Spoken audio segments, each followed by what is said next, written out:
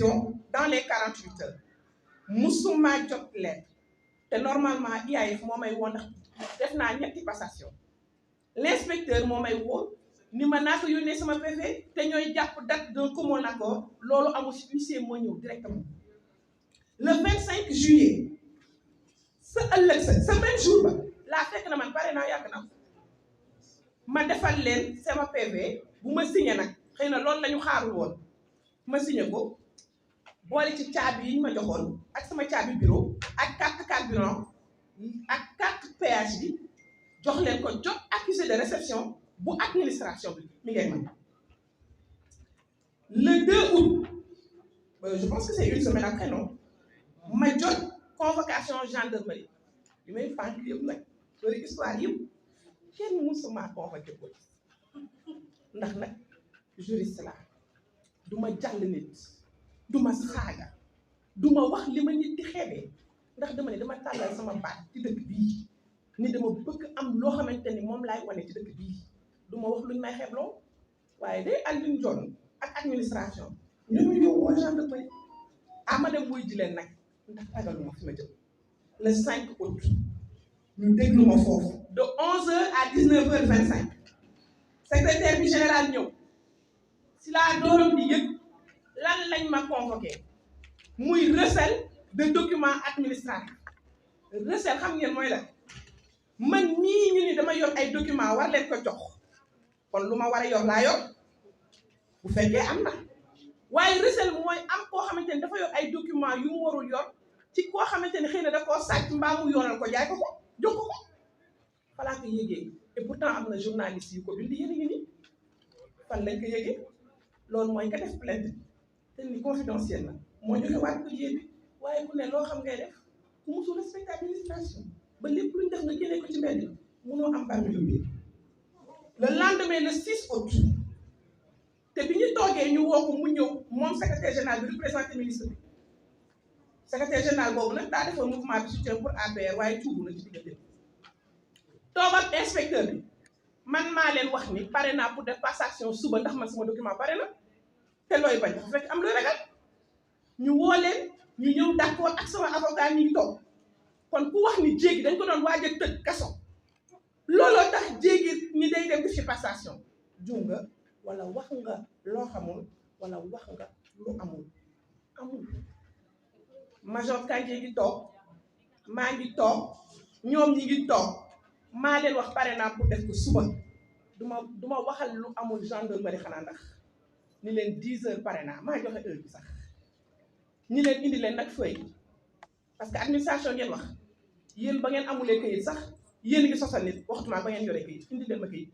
ni convoqué ngeen ma suba 10 heures c'est le b.a.-ba et sur conseil de mon avocat chose qui a été faite et même l'heure n'a pas été précisée du ma leen wan lettre bi parce que man du ma wane lettre bu ñu estampillé confidentiel parce que quoi que cela puisse advenir ak ku mu mënti doon ak matière bi boo mën a diriger ak ku ñàkk xam-xam ku mu mën a diriger ak koo xamante ni tëxal nga ba xamoo fooy teg sa tànk boo ma diriger itam tu représentes l'état de mon pays dama lay tuddee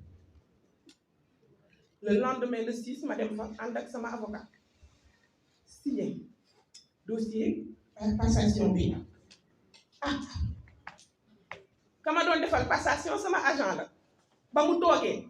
ñu ne kan lire ko mu ni duma ko lire te ma wax leen nag congé de maternité la nekk de mi ngi dooram di ñëw mu ni leen dossier bii ngeen di ma signé loo maa ko defal mois d'avril du ma ko fenal de ñeme naa ko photo gis ngeen ko joxe nañ trop ci journaux yi fu ma woo ma wuy ko du diffamation lay def devant l'IAF dossier bii pare naa ko depuis avril madame la directrice pare na dossier de passation depuis avril au lendemain des élections présidentielles man Djiby Diop pare naa woon ndax kama fal bu ma nee wane ginnaaw saxantuma man kooku signé ko sans réserve na leer ndax man ñetti passation ya ma def sax damaa signé ak réserve kooku elle a signé sans réserve devant l'IAF ma jël document yi yenu yóbbul gendarmerie ñu entendre ma romb signé dem sama yoon loolu de moo tax ma décidé wax ak yéen leeralal leen ngeen xam ni gannaaw ba ma doonee nit doon jigéen dama choisir def politique te di ko assumer lii may def c'est pas parce que damay xaru déedéet c'est pas parce que damay jaayu jar naa ba pare déedéet c'est pas parce que xaw ma fan lay teg sama tànk non c'est parce que je me suis engagée et je l'assumerai quoi que cela puisse advenir dama bëgg ngeen xam ni yaay laa jur naa ay doom te sama doom moo ëpp ubbi buntu kër gi bi huissier bi ñëwee ci kër gi xulli ay bëtam tiit keroog ba ma Mollah Morgun di saaga ni bu ma amee promotion Mansour Faye moo may tëddee sama doom moo ma ko wan bu am fukki at ak juróom muskalaf la am naa lu may jombal sama bopp am naa borom kër yaakaaruma ku dul Fatiha ak salaatul Fatiha ragaluma dara waaye xaruma waaye nag li may assumer damay ñëw toog wax ko Sénégalais yi ñu xam ko Sénégalais yi am nañu jooy pour man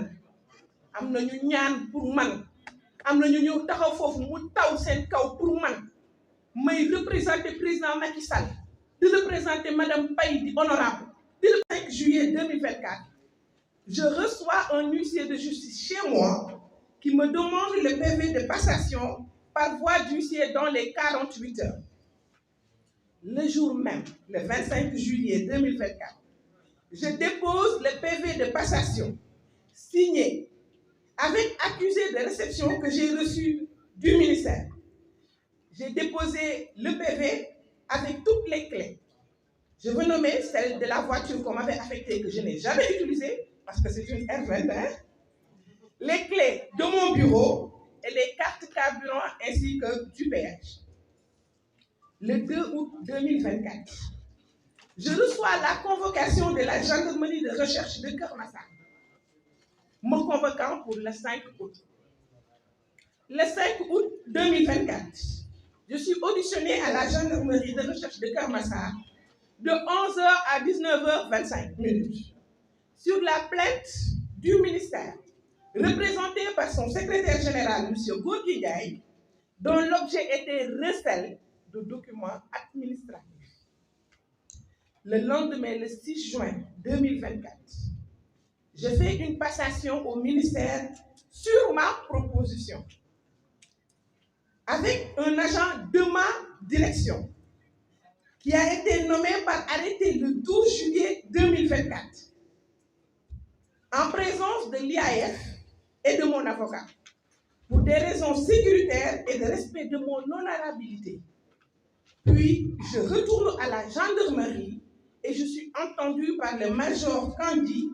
sur le PV de passation qui a été signé sans réserve par les parties, à préciser, sans réserve.